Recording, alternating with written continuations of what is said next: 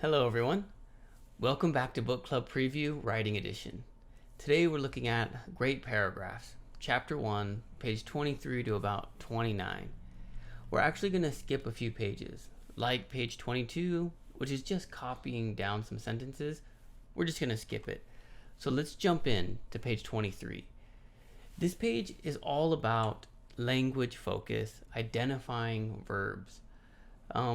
Like all languages, in English, verbs are very important. In fact, you can't have a sentence without a verb. Sometimes you can have a sentence without a subject, but you definitely need a verb. And so this whole page is 1, let's learn how to identify verbs. If there isn't a verb in a sentence, it's called a fragment sentence, meaning it's a piece of a sentence. It's not a real sentence. And then lastly, you're going to look at some examples and then do an activity putting the verb in there and noticing that it's not there. So take the time to read through page 23 and practice identifying verbs, because you need one in every single sentence. Page 24, again, we're going to be checking verbs. The writer's note is you need a verb in your sentence. All right, so getting really pushed hard in these 2 pages. Don't forget that. Make sure that you have verbs in all your sentences.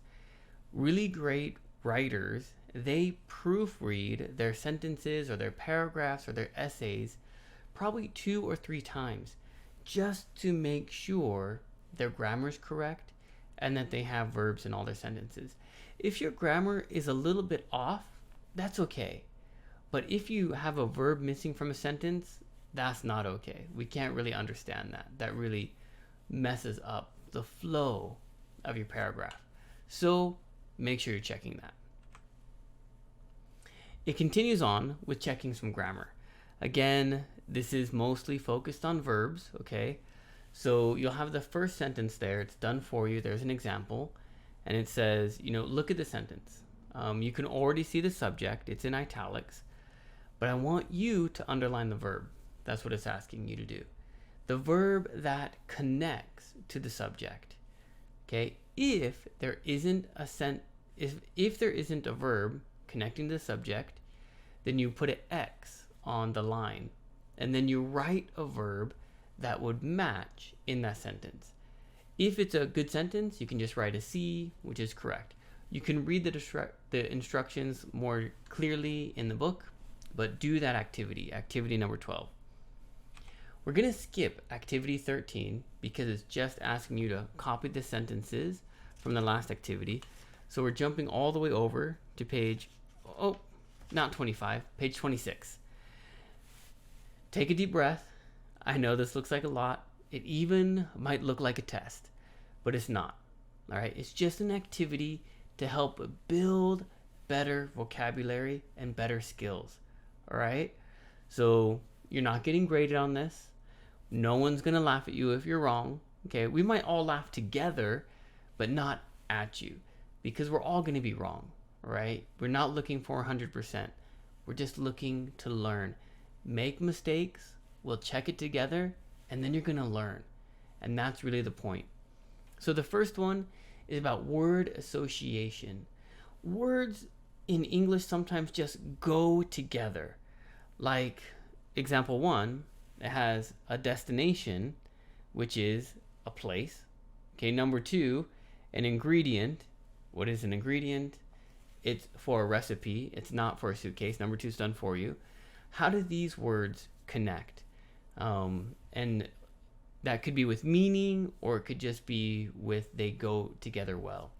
All right, so go through all of those questions and circle the word that best associates with the main word in the line. The next one is collocations. Collocations are mostly like there's a lot of prepositions in there and stuff, like in, of, at, around.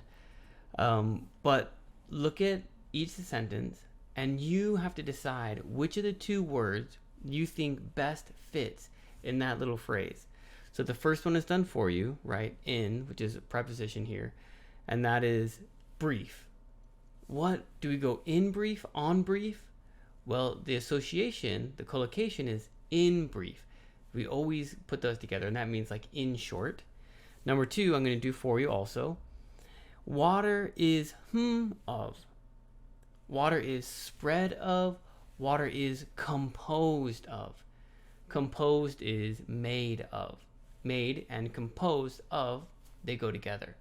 And so you're trying to find words that fit in that phrase that match the different words in there. The last activity here, and this is the best one, okay, is the student writing. Take another breath, all right? The challenge here is for you to write your own paragraph, all right? So this is like going to be your first real attempt at having a subject or a topic sentence, having sentences that support that topic, and a concluding sentence, right? Indent your paragraph, check your grammar, proofread it, and write the best paragraph you can.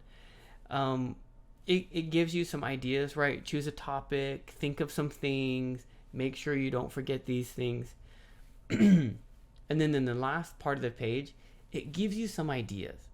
Okay, you don't have to use any of these ideas. You can write the paragraph on anything you want. But if you're having a hard time, what should I write about? What should I write about?